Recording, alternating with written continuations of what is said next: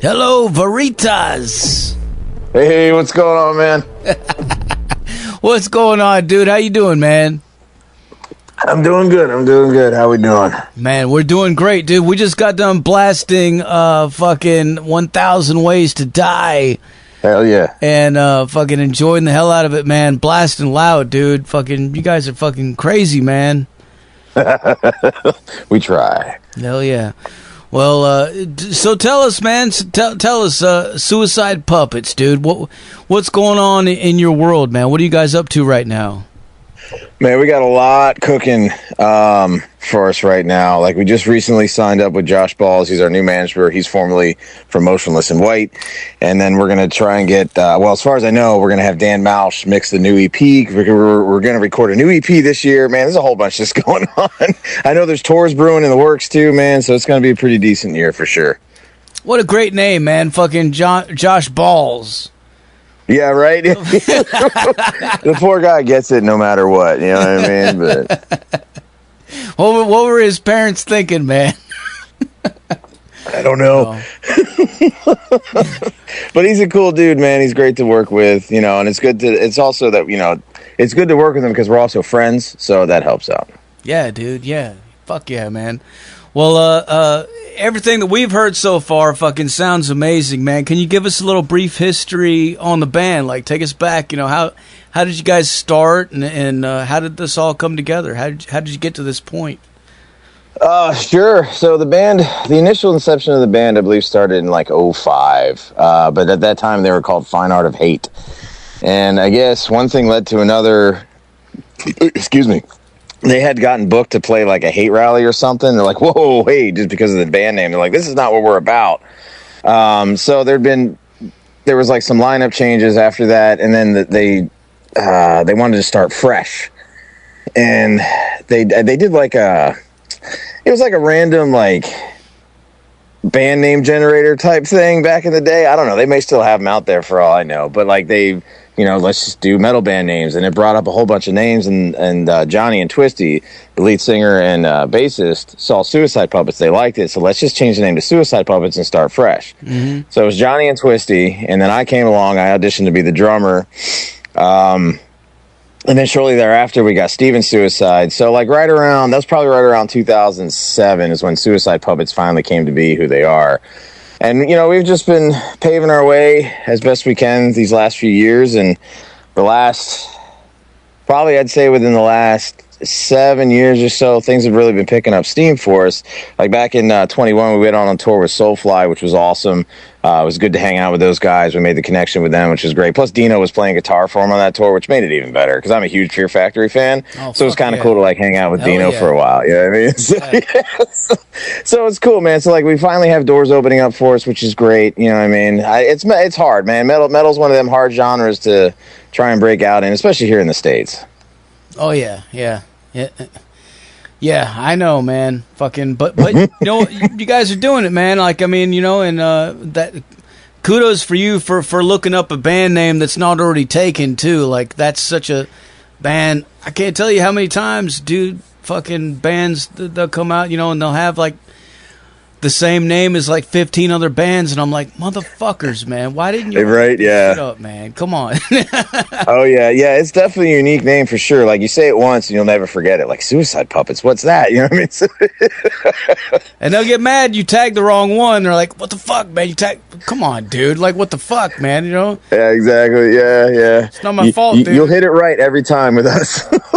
And that brings up another thing I was going to mention to you. I don't know if you know this, but if you go on Facebook and you search Suicide Puppets, a window pops up before to let you see anything, and it's like a warning. You know, it's like, you know, this could be fucking triggering or something like that. It's the same thing happens to like suicidal tendencies and suicide silence. The same thing happens to them. Yeah, we just kind of have to deal with it. We have to adapt to it. There's not much we can do about that. It's like that. It's one of those things now. It's like suicide's like a big thing. Like I get it. You know what I mean? Like I'm a combat veteran, so like I've lost a lot of friends to suicide, right? So I understand the whole thing behind it. But yeah, it is kind of a pain in the butt. If you ever try to search us up on Facebook or anything like that, there's like a caution that comes up, like, do you need help? You know what I mean? Like, but you can skip through that and it'll eventually get to us. Oh, yeah. I mean, you can still Google it, you know, and you're going to find it anyway. Oh, absolutely. Yeah, we have our .com, we have our merch site, all that other stuff. So yeah, and our YouTube, everything. And you guys have been featured in a bunch of movies too, man. You were telling me about. Yeah, we've got 4 films. I think 3 of them are coming out this year. One's coming out next year. So we have The Boy from Below, which is going to feature our song Pray. We have Skate to Hell, which is going to feature our song Death Note. There's Death Woods, which is going to feature, I think, 1,000 Ways to Die. They haven't really decided yet which song they're going to use, but they're going to use one of those songs off the last EP of Beyond the Veil. And then the latest film, Blood on the Bleachers. Actually, my wife has a role in that film, which I'm kind of stoked for. That's awesome. They're going to basically use almost the whole EP for that movie. So it's cool, man. It's really exciting. Like, we're very excited for this. Hell yeah, dude. The artwork is really cool on that EP, man. Can you tell us about that? Who did that shit? Yeah, David, I'm probably going to butcher his last name. I can never get it right. Oh, man. He's going to kill me when he listens to this. David DiFerragno or something. I can never say it right. Hell of a digital artist, man. Yeah, he did the artwork for this EP, and he actually did the artwork for the next EP. We already have it, but ain't none of you going to see it yet. Tell us about the next. What's going on with the next release, man? Do you guys have a tentative date yet set, or what's going on? It's either going to be November or January. That's kind of where we're sitting right now because we don't go into the studio to record it until July. We're going up to Massachusetts to record at Railroad Park Recording up in Mass. Which we're pretty excited for. We're going to be working with Eric and Kyle, the same guys that we worked with before on the last EP, and Josh Balls also was one of the producers on the last EP, so he's going to have his hands involved in it as well. So it's going to be pretty cool, man. We're excited for it.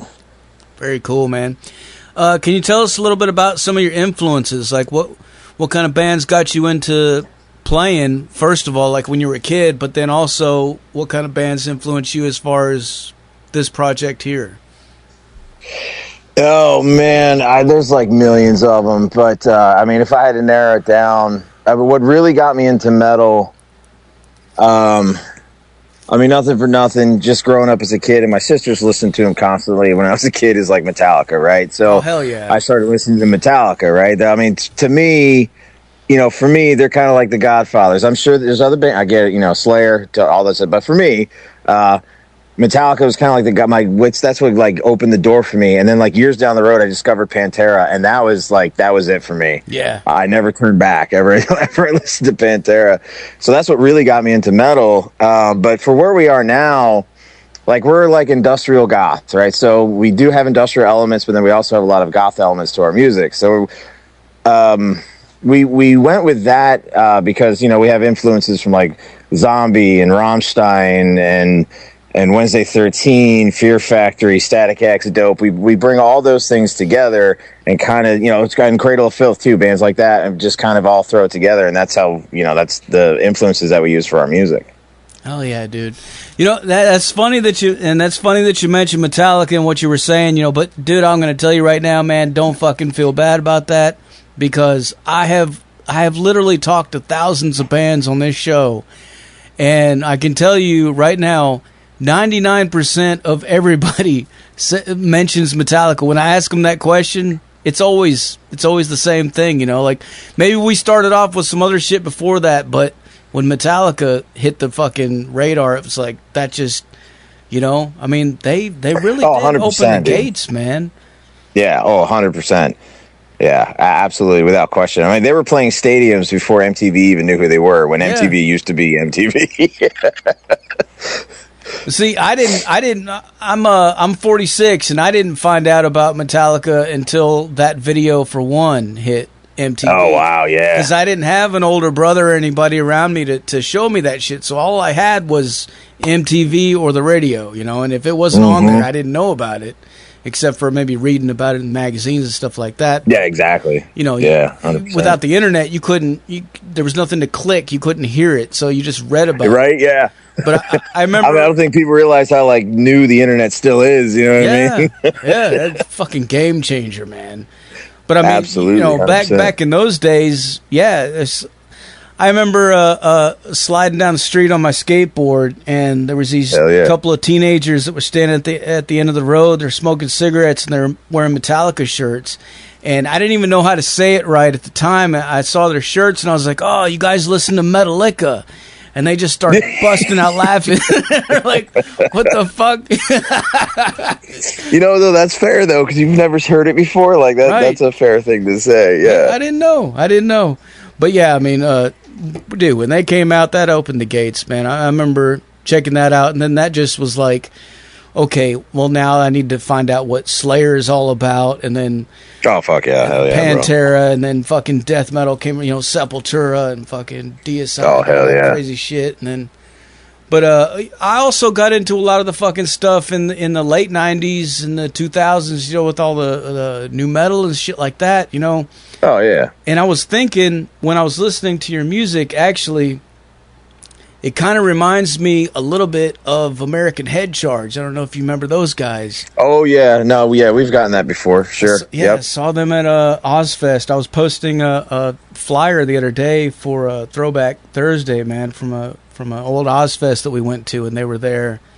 And, nice. Yeah, man. Fuck, that shit was crazy. They came out on stage with a sawed-off shotgun and blasted it into the fucking air. I don't know if it had real bullets in it or what, but it sounded like it did, you know. But, like, dude, you can't do that shit nowadays, man. Like, back then, nobody thought nothing about it. It was just like, well, I mean, we did think, you know, we're like, whoa, that's crazy, but we didn't, you know, nobody was trying to. Right, yeah. You can't do that now. No, not something like that. Yeah, no. There's repercussions now, but yeah, man, yeah. Yeah, American Head Charge. Yeah, that's a good one. Yeah, we've heard that quite a few times. Even when we went on tour with Soulfly, a lot of the, like, once we were done with our set and we'd be at our merch table selling merch, people would come up to us and be like, I don't know what that was, but I liked it. I'm like, that's all that matters to me, dude. Like, as long as you liked it. Yeah, man. Chimera, fucking, like you said, Fear Factory, fucking, yeah, man. Static X, Cradle of Filth, Wednesday 13, Devil Driver. I mean, literally, you just throw it in a pot, mix it all up, add a little seasoning here and there, and you get Suicide definitely Devil Driver for sure, man. Yeah. Hell yeah, man. Fuck yeah. So the name Suicide Puppets. I know you guys used a name generator to come up with that, but like, was there something attached to that you felt like? Is there a story behind like why that felt like that would fit? Initially, there wasn't any, I guess, like attachment to it, so to speak. And a lot of people were like, well, you know, do you guys promote suicide? No, we don't promote suicide at all. But we have kind of adapted it. Excuse me, my goodness. We have kind of adapted it as far as like we've all lost friends to suicide, right? And it fucking sucks.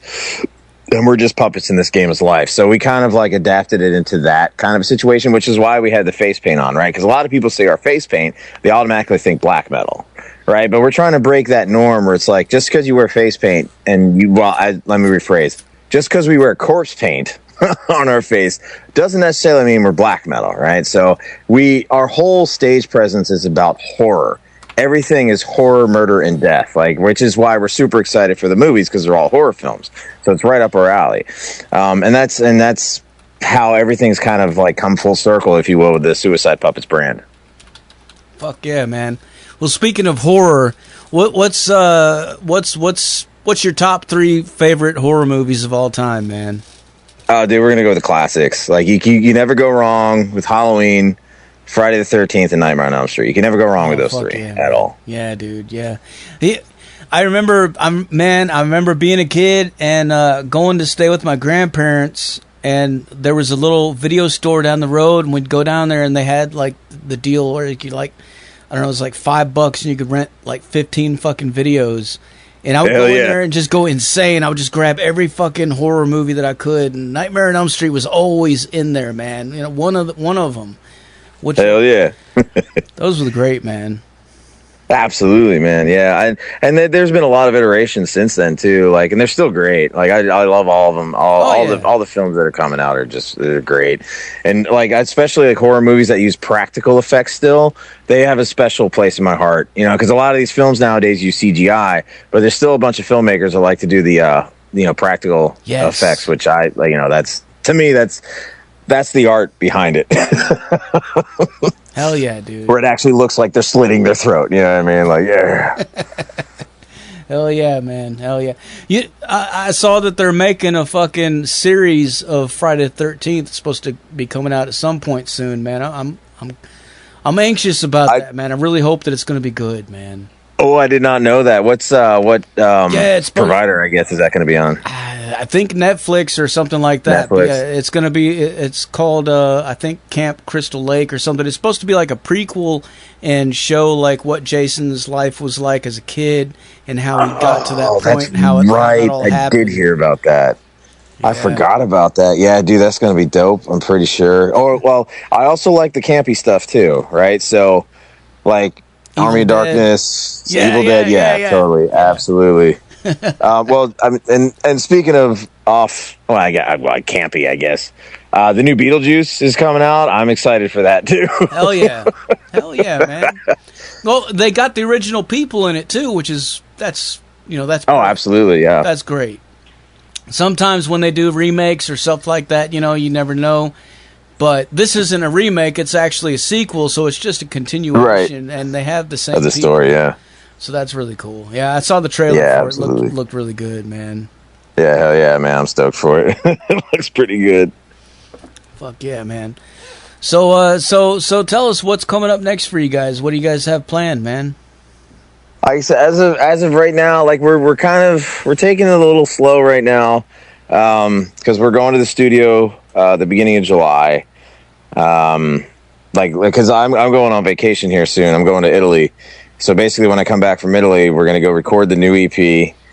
And no, sorry, before we go to record the new EP, we actually have a show in Scranton, PA, up at the Ritz Theater with Green Jelly and Kissing Candace. So we're kind of excited for that show. And then we go into the studio in July. And then we have a couple shows after that, and then we're just getting ready for the whole launch of the new EP. And then we have we have at least one tour that I know of happening towards the end of the year, and that's about all I can say about that for right now. That's cool as shit. You're playing with Green Jelly, man. Fucking, I've been seeing them popping up here and there. They're sort of doing a comeback or something, I don't know. Yeah, I don't think he's ever stopped, honestly. I knew you were going to say that. Yeah, I honestly, I don't think he ever stopped, man. Because Manspeaker, he's an interesting dude, man. Like there's a documentary about him on I found it on YouTube of like all places. He's an interesting dude. Just like the stuff he's been through, and I don't think he's ever like really stopped doing music. Or I mean, he still plays. Like I don't think they put out an album since 03 maybe 01. I don't know. I don't really remember, but when like this all came to be, because Josh, our new manager, he owns the Ritz, and they were coming through town. He's like, "Hey, do you guys want to play this show?" I'm like, "Well, yeah, it's Green Jelly because it's kind of iconic." You know what I mean? Like they're like the worst, greatest band ever on the planet. Yeah.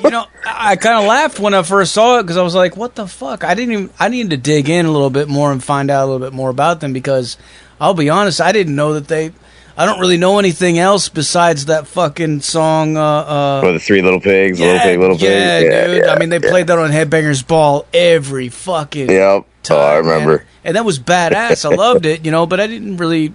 I never bought their album. I never got into it and checked anything else out. But I'm curious now because if they're still touring and they're doing shit, man, there must be something there, man. So I got to check it out. Oh, I'm sure. Well, their stage show is. I don't even know how to describe it. Is it like gore? It's like well, it's not that extreme, but it's kind of like a cartoon version of gore, I guess. I don't know if that's the right words to use, but like they'll actually bring. It's cool though because like they have a lot of crowd interaction, right? They'll actually bring the crowd up on stage and put them in these ridiculous costumes and have them dance around on stage while they're playing their songs. That's really cool, and I think that's great. You know what I mean? Like you're getting the crowd involved. Why not? That's awesome. crowd interaction is really, really important, man. That's like one of the biggest fucking things, man. Oh, 100%. Yeah. You know, like for us when we're booking bands for Tennessee Metal Devastation Music Fest, I'll tell you, you know, that's one of the things that we look at, like when we're checking out videos of bands and stuff when they're playing live and shit like that. We're looking at like how they interact with the band, with the crowd, because that's sure.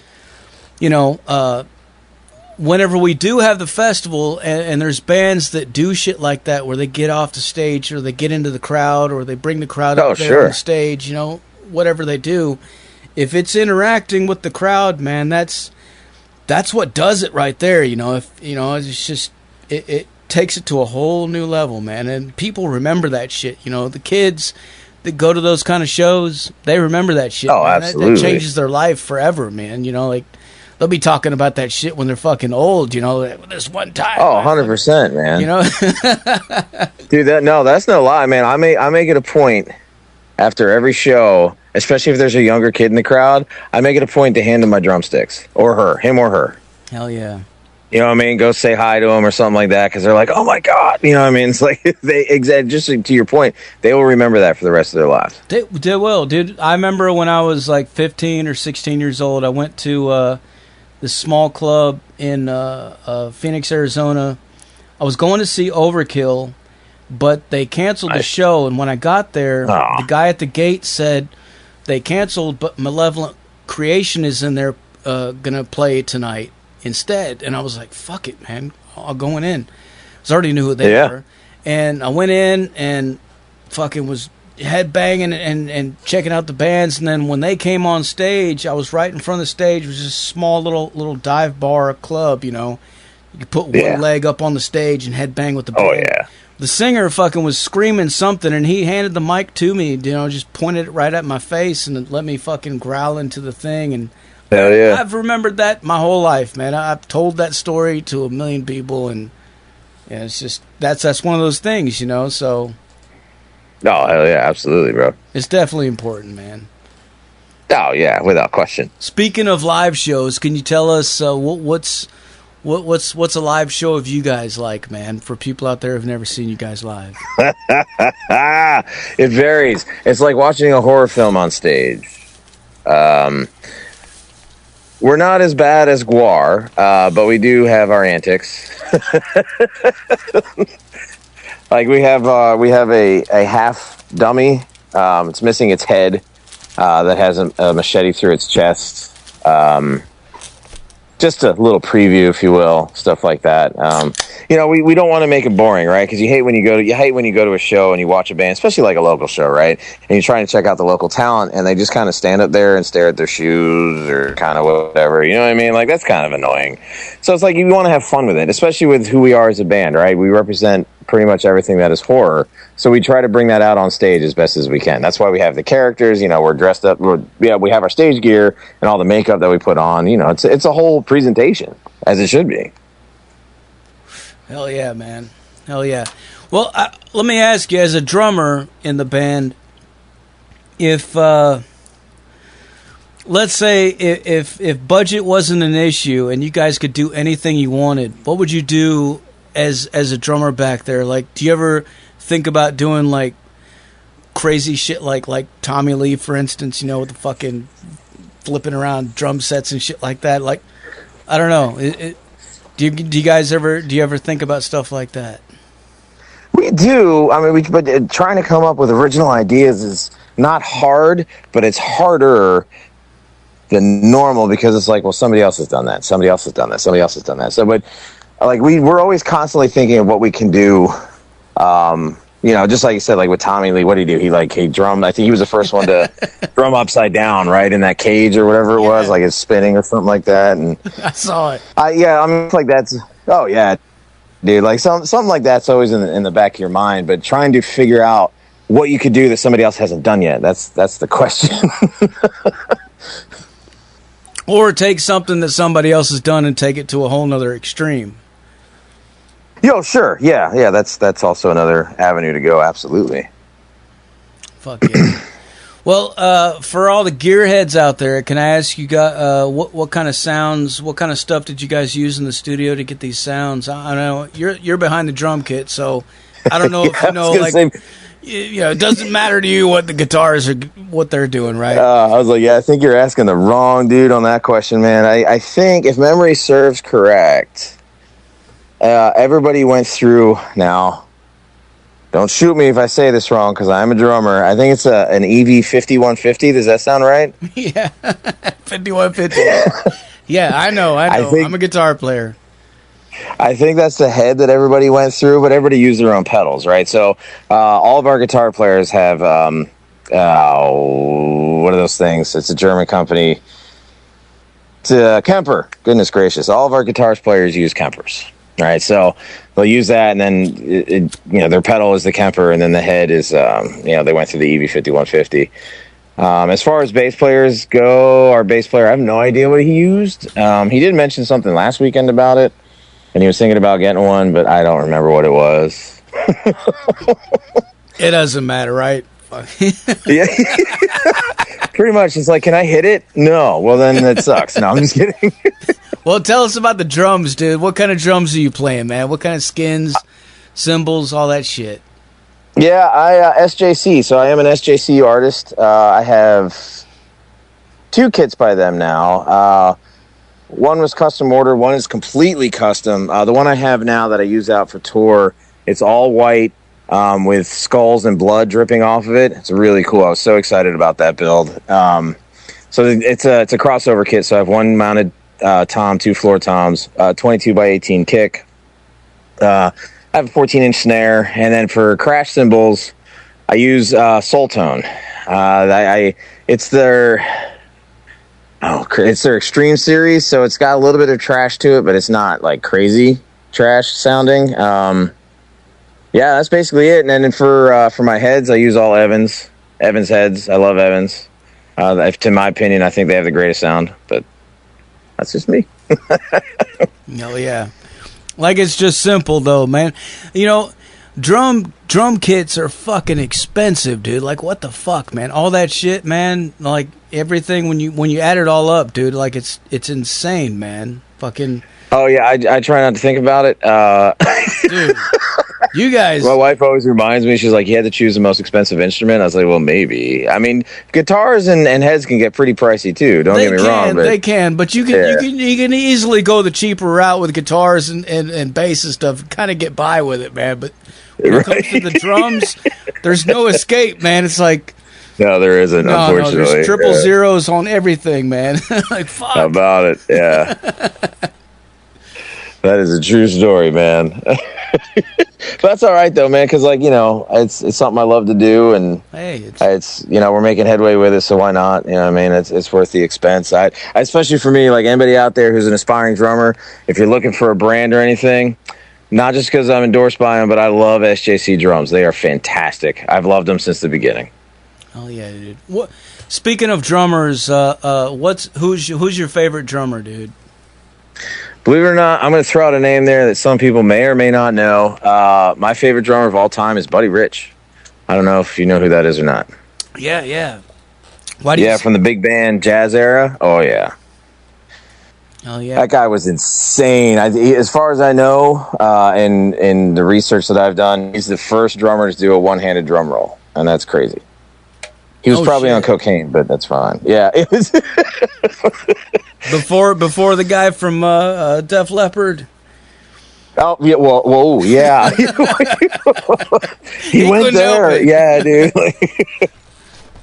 Oh yeah. Buddy Rich, probably my favorite drummer of all time, and that's because like in high school and shit, dude. Like I did jazz band and marching band in high school, and our band director was a really like he was like heavy into jazz, so he turned me on to Buddy Rich, and I've been stuck I've been like stuck with that dude ever since.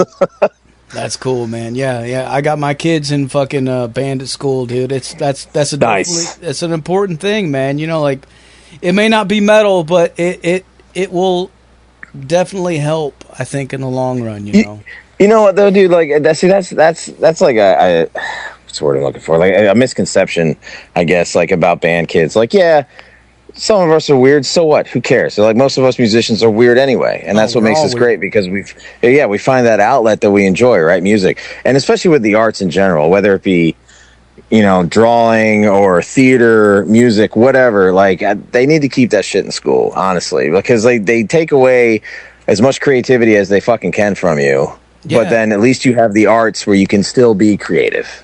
Exactly. Yeah.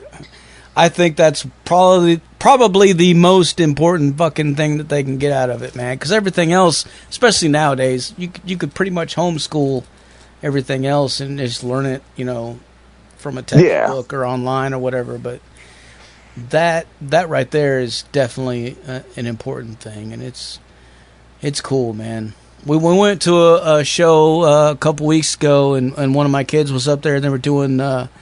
What were they doing? They were doing the Super Mario fucking cool theme song, and it was pretty funny, man. But it's cool, man. Yeah. Yeah, I dig it, man. I love it when kids do, when school programs do stuff like that. Like my son, he just had his jazz band concert the other day, and unfortunately, I wasn't able to go. But his mother recorded it for me, and it's just cool because they did like a Michael Jackson tune. I'm like, that's awesome. Yeah, mine did that a while back too. The Thriller. Was it Thriller? Yeah, they did Thriller. Yep, yeah. Hell yeah, dude. Hell yeah. Hey, man, I remember when that shit came out too, man. I'm that old, dude. Like I remember. Yeah, I ain't that far behind you, brother.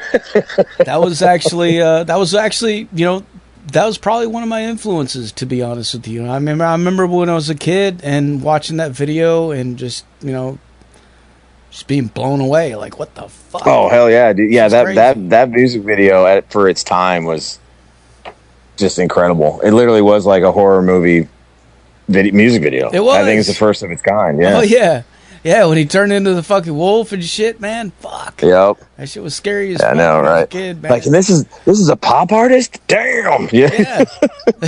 Well, what the fuck? Yeah, pop music is not the same. I mean, I don't know. I don't want to sound old, but like, yeah. when I see stuff, it is what it is, brother. I don't know. I guess that's all good. Lady man. Gaga's carrying the flag for that shit. I don't know. Who knows? Man? Yeah, I don't know. I'm not super into pop. Yeah, it's not my. That's not. I don't even know who's popular anymore. Like my sons, I have two older boys, Carson and Chase, and they're always talking about this person, that person. I'm like, I don't even know who that is. I've reached that point in my life, I guess. Well, and they come and they go so fast nowadays too. Like like it can be a TikTok star or a YouTube person or something like that. Like exactly, yeah. It's so different, man. It's so different. Oh yeah. These social media outlets have changed the game drastically. Speaking of that, for you guys with social media and stuff like that, or for fans out there listening, are you guys pretty approachable on platforms like that? Like, how do you? Oh yeah, absolutely. Like, if you reach out to us, we will reach right back out to you. Like, we're not gonna because we treat everybody as if you were a friend. You know what I mean? Because if you took the time to listen to our music and you actually want to follow us and see what we're up to, if you reach out to us, we will 100% reach right back out to you. Oh, yeah. It's not like we have a team of people doing it for us. No, it's us. You can find us on Facebook, which is just Suicide Puppets Band. You can find us on Instagram, which is Suicide Puppets. Twitter or X, whatever the hell they call it these days, is Suicide Puppets. TikTok is Suicide Puppets. YouTube is Suicide Puppets 1, the number 1. I don't know why that came to me, but it is what it is. But literally, I mean, you just Google us, Suicide Puppets, and whatever media outlet you want to choose, do that.